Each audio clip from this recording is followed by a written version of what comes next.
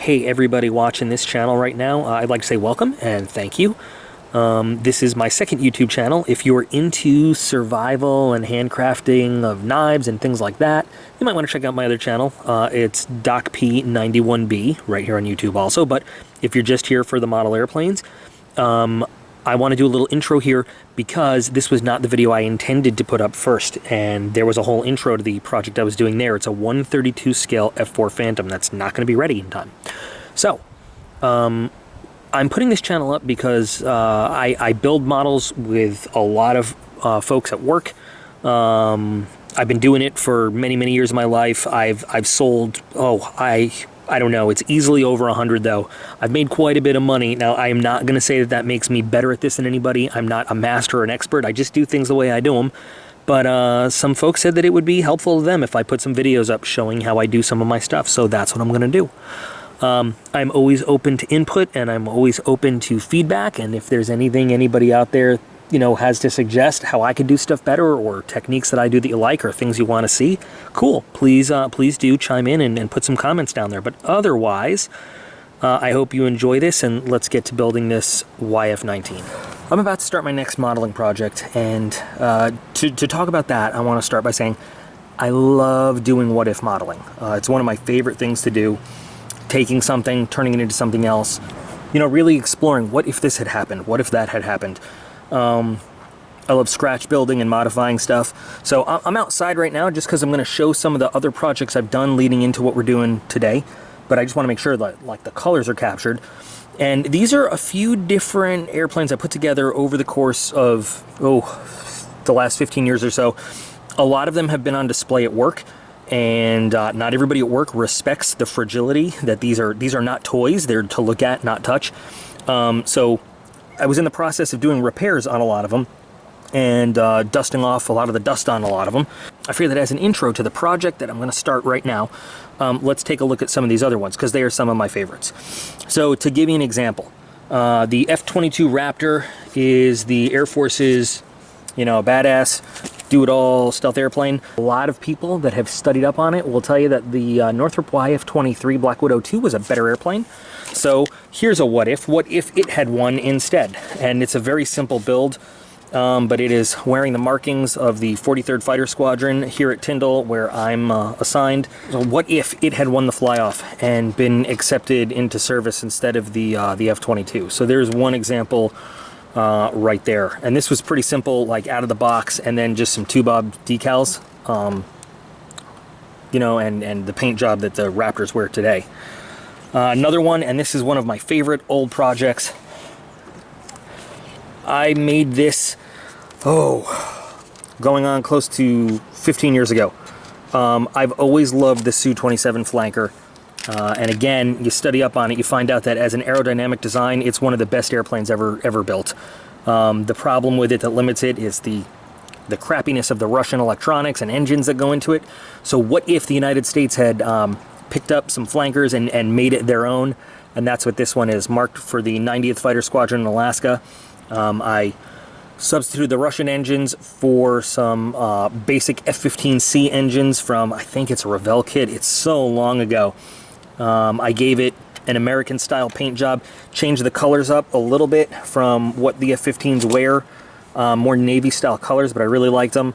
I gave it some kill markings and a name to American it up. Let's see if that'll focus there. I actually put the cockpit tub from a monogram F-20A in there, along with an ACES II ejection seat to replace the Russian one. And then taking a look at some of the only aerodynamic flaws, working with some friends, I scratch built some winglets to help improve performance of the Su-27. It's a great fighter, but there are certain envelopes where it could perform better. So I put those on there, and then I gave it the world's most unrealistic combat loadout, though. Just went crazy. I gave it a harm targeting system, AIM-9Xs, AIM-9Ms, AMRAAMs, HARMs, external fuel tanks, stuff that it would never actually carry, really. And then decided to just add some radar warning receiver housings and antennas just to make it just that much different from the regular Su-27. some bare metal foil to detail it out and everything. So I love this. People love this. It confuses people. It really confuses them when they look at it and they say, what the hell is that? But this is an example of stuff I love to do. Speaking of the F-20 Tiger Shark, I work with F-16s a lot, you know, at work, through all kinds of different mission sets and everything. I'm not a big fan of the F-16. I think the F-20 would have been a much better way to go, or at least supplement the F-16 fleet. So here's an F-20 decked out with Hill Air Force Base markings, 421st Fighter Squadron, gave it the works ECM pod, sniper targeting pod, a lantern navigation pod, harms, bombs, missiles, you know, what if? Slightly different flavor. What if the Army had kept their fixed-wing attack aircraft instead of just reconnaissance-type planes, right? So here's a modernized P-51 with 1980s, 1990s camouflage markings. I put this one on a nice base because I liked it. This one's been on display for a while too, so it's had its radio antenna broken off and some other stuff, but just having fun, you know, making things that you wouldn't actually see. This is one of my all-time favorites. Love the F-16 XL.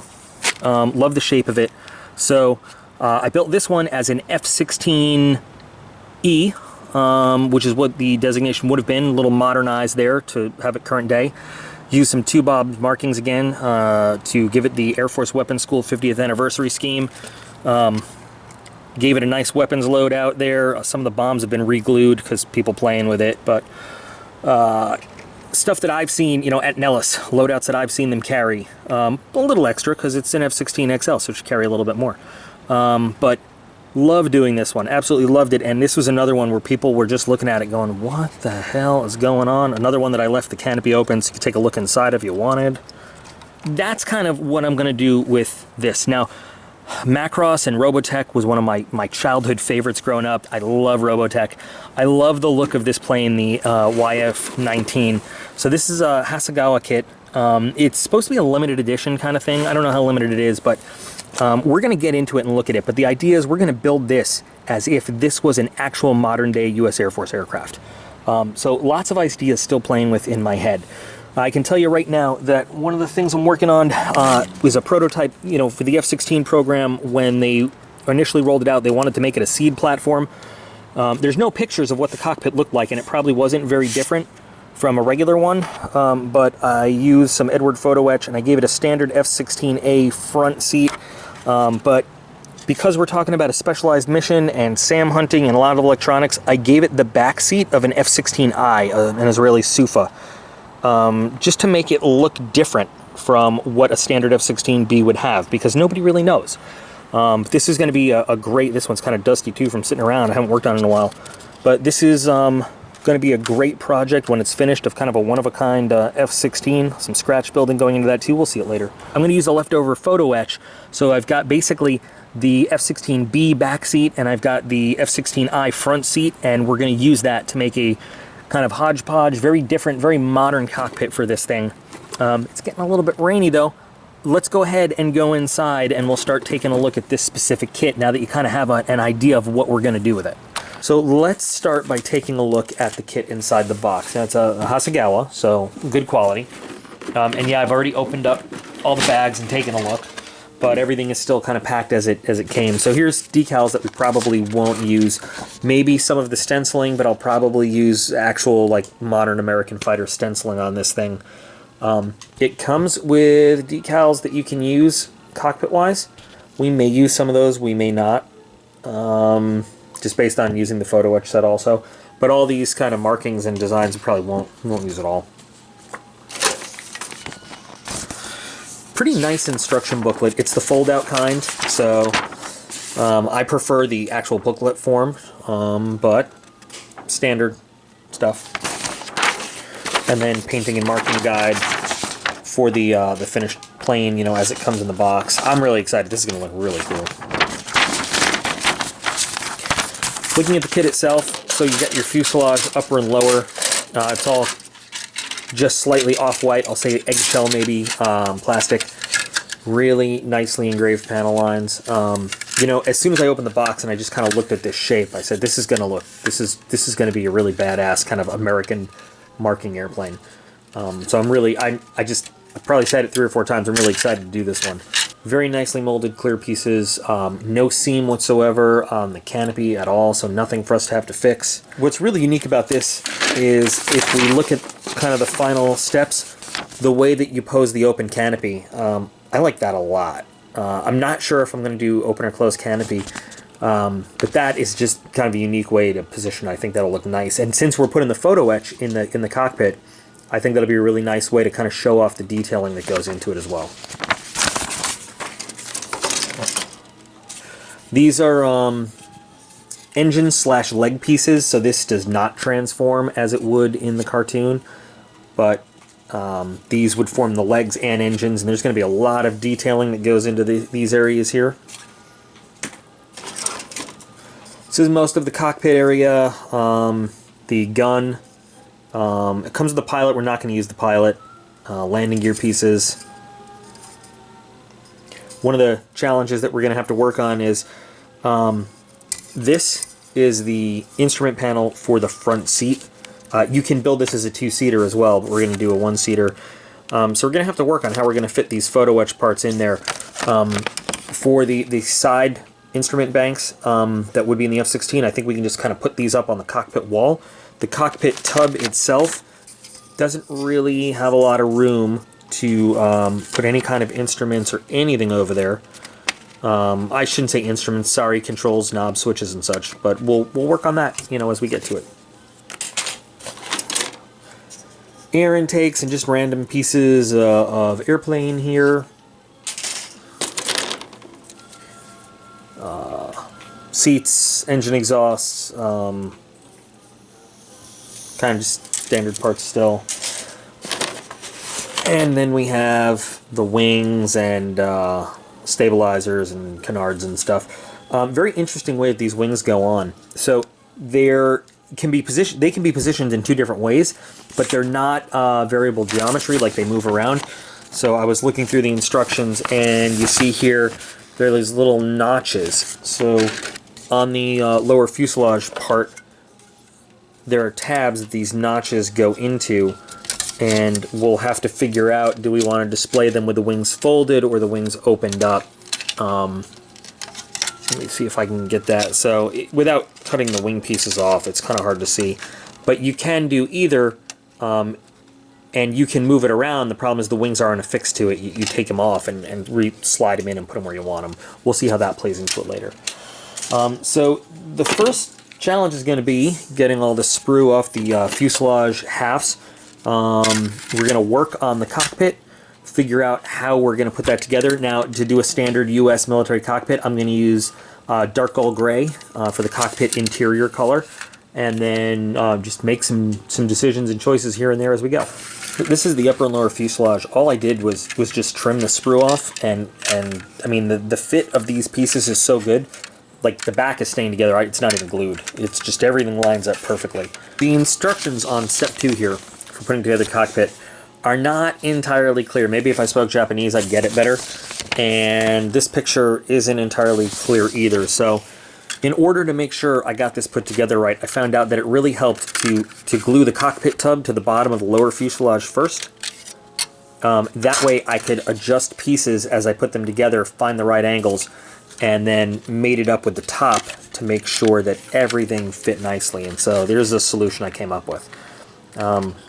Shouldn't affect my ability to paint or do any detailing on it, but what it also did was showed me where the walls in the tub are and where we're going to put any kind of controls or switches or anything like that, because originally I had thought maybe we just affix them right to the top of the fuselage there. Had I done that, though, that would have been a disaster. Nothing would have worked. So now I know where everything's going to go when we try to fit the photo etch in and how it's all going to fit together. This is kind of a work in progress. So here's how the instrument panel looks in general. There's the seat. It's going to be right there. I thought about using an ACES 2, like a resin ejection seat, but I figured, you know, we'll just use one that comes in the kit because it's, you know, future-y. So instrument panel has a really interesting way it fits in there. But so that's the top of the fuselage. Then when we open it up, inside It just, because of the design of this, we're not going to see a whole lot of what we put in there. So I just improvised. This in an F-16 would be on the left, and this one would be on the right, and these would be in different places. But I just varied it up so that we could put these things here. I know the light is kind of crappy to see this right now, and I apologize. And it just sort of looks rushed and thrown in there because, let's face it, it kind of was. But we'll go ahead and we'll get this looking real good as we detail it up. I just did a little modifying of the F-16I instrument panel and everything. Added an extra screen in the middle to make it more future-y and some different things. So I think that'll look nice though once it's all put together. Here is what the cockpit's mostly going to look like. You can see the seat covers a good portion of the cockpit sidewalls. So the detailing that goes into that is going to be mostly lost, but you know, it's there. It's there to look at. You really can't see the panels and the controls we put kind of in the forward bulkhead over there. You can really see nice detailing on the instrument panel and the way it all fits together. I used the HUD, because this model didn't have one, from the Edwards set from the photo etch. So that's in there too. It's a little hard to see the details here on the camera. I don't know if that's because of the lighting that I'm in right now, or it's also just hard to see based on the position of the plane, you know, because I put the whole fuselage together already. And it went together, I mean, really beautifully. No fit problems on this whatsoever. I need to do a little sanding on the edges, but everything, I mean, this went together just almost didn't even need glue, like I said before. It's phenomenal. Really happy with it. So, a little bit more work in the cockpit. I'm going to put the photo etch harnesses on here because it's relatively plain. I'm going to finish up the base over there. Do a little bit of dry brushing, show some wear on the seat and pick out some details. Finish that up. Put that in, and then I'm going to go to the parafilm, mask off the canopy sections to kind of get a test fit of how it's all going to go when it's done, and then I'm going to move on to the next step and start working on the legs slash engines. Alright, I am done with most of, just about all of the major sub-assemblies. Everything is just dry fit right now, so I love this model kit. For the most part, everything went together beautifully. For some of the seams, there was some sanding that went in just to make them, you know, seamless. Very little putty needed. I tried something new that I think I found on Amazon. I can't remember. Normally, I just use the Squadron green putty. Right, it's always worked for me. But I decided to try this stuff. It is phenomenal. It is very easy to use. A little thinner than the standard putty. It dries fast. It sands easy. It's great. It's white color, so it blends with this really, really well. This is pretty much right now, and everything, again, nothing's glued, so I just want to kind of hold it up. Awesome shape, really nice fit on the pieces and everything. Couple things of note in the instructions, it says not to glue this. This would be the head if this thing transformed, and it's going to fit right there. It says not to glue this little antenna in place, but it really doesn't stay. So once I figure out exactly what the positioning of this is going to be, I'm going to have to glue it into place. However, I'm going to make sure we get all this detailed. There's plenty of room for good detailing in there before we glue this little guy in place over there. Wings right now are, again, dry fitted. Okay, so they'll come off, so we can finish it up. The assemblies on this are just great. Let's take a look at how it all goes together. Talk about the engines. Let's start with the exhaust. They're fully articulated. Each one of these is made up of actually 9 pieces. So this is an area where we needed to do a little bit of filling just to make it all look nice. But it's really cool. You're not going to be able to see these when the model's all done, but you know, these fit in, and you've got your hydraulic slash pneumatic, whatever it is, tubes that go in when this flexes. Over here you've got your exhaust. Really nice surfaces. I'm going to kind of work on that just a little bit. So the legs slash engines, you know, again, it doesn't transform, but these would be legs. The intakes are separate assemblies from the actual legs. Let's take a look at how they all go. So this is a completed intake assembly. You can see it goes together really, really nicely. I mean, it looks almost seamless there, right? Inside, and this is just a factor of how it goes together, so there's a little bit of a lip all around the internal intake there. I think we're going to leave that alone as it is. Looks good, you know, on its own. There's some detailing in there anyway. This is one of the areas that needed some filling, and then I actually had to rescribe some panel lines on there. So this is where the exhaust fits in, and the little hydraulic pneumatic tubes, they fit into those little holes right there, and then these pins mount right there. Very nice and simple to do. Now, I had glued this whole assembly together, but I didn't glue the other side just so we could take a look at how it all goes. So the intakes here are actually 3 separate assemblies. 2 pieces make up the rear section. You've got 3 pieces that make up the turbine, and then the internal intake, and then you've got 3 pieces that make up the external intake, and they all go together really nicely and fit really well together to give you that assembly.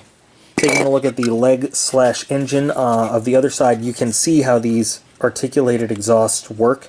So we can have them full on open if we want, or we can close them up pretty good, or just have sort of like an idle neutral look to them. I'm not sure how we're going to pose it when it's all done. And again, these aren't glued. This is just, you know, dry fitted in there. When we were looking at the original pieces, we saw these, how there's a whole lot of detailing that we could do there. But then the instructions call for covering them up with these panels that fit on there. Now, I weighed the pros and cons of, you know, this is a great chance to really detail it out and show a lot. But realistically, now in the world of Robotech, those might be exposed. If this was a real U.S. military aircraft, they would never leave that exposed out. That's just, you know, that's just asking for damage and trouble. So this is what it looks like with those panels put on there. And there's still some good panel line and rivet detail on there for us to show. So I didn't put these ones on yet just so I could show you the difference right there. So I'm going to cover these up. And that also gives us more surface to decal and put stenciling and stuff on later anyway. Now, there's a small assembly here for the gun. Each one of these, which would actually make arms if it could transform. There's 3 pieces on each one of these. They go together. The gun is 4 pieces. There's 1 piece over here. It's a clear piece, so I didn't put it on yet. I'll put it on when we're done. But you've got the muzzle and then 2 halves of the gun. And it fits in really neatly right in there. And it's very secure, so I like it how it all goes. I'm not going to attach this until the end so that I can get in there and really do some good painting and detailing of the gun. Put a little weathering on there too, make it look pretty used. Been detailing the seat a little bit more. It is not done at all, but you can see I put an ejection handle on it and some restraints and straps on the seat. I've got a lot of ways to go to finish up this seat. Lots of little parts to do as you go through. Lots of little details to put on. For sanding, I really just used a 400 up to 800 grit to get rid of whatever kind of imperfections and then smooth it all over and give it a good finish. This thing is going together like a dream. I love it. So as I was putting it together though, if anybody is a fan of the original Robotech, these are not the original fighters. They're the Veritech VF fighters. One of the kind of stars of the show is the Skull Squadron, which has markings very, very similar to real Navy squadrons. VF-84 once upon a time and VF-103 in modern times. So take a look. I'm going to just put a picture right here of what the Skull Squadron looked like.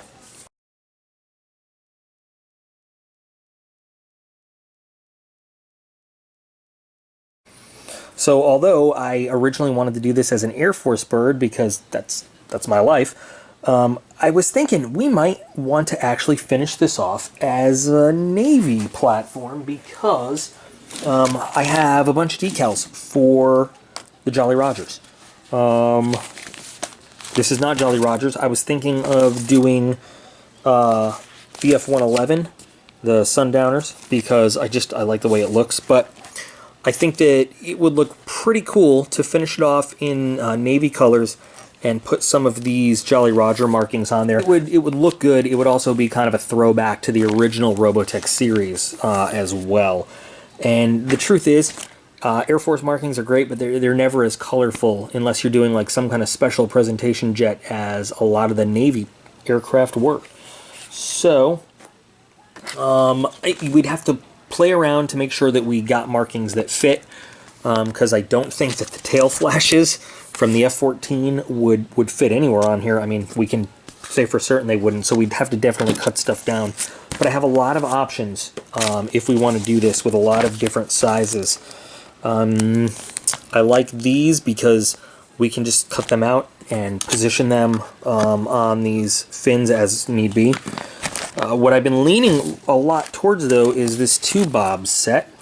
So this is the final cruise of the VF-103 with the F-14, like final combat mission ever.